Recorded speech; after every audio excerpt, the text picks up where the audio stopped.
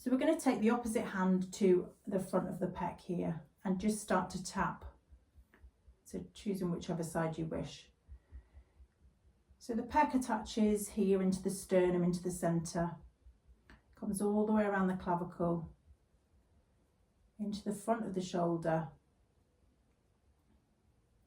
And by just tapping into there, you bring some awareness into where the tissue is. And you might even find some points of tightness there, some sensation. Hopefully if you're using a slightly rounded finger, that won't be too sore. And then you can just start to use some little frictions into the collarbone. So where the bone drops, where you drop off the bone here, can get really tight for people. So you can start to stay a little bit more on any sore spots, just using some some little oscillating movements. You might find a part which needs a bit more attention. So some people will get tightness just down from the clavicle. Some people will get it into the sternum here, these attachments. And for some people it comes far more into what is pec minor. And pec minor is quite a short muscle, but it brings that shoulder forward like that. So if we're doing anything seated, if a lot of our sport is very forward, if we're hunched over devices all day, this pec minor will come forward.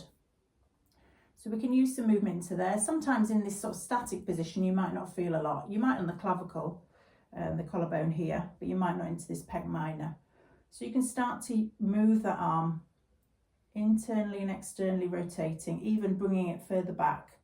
Just checking in with yourself where that might be tight. Because believe me, if I ever work with people and they come in and say, my back's really tight, that everyone just wants the back working on.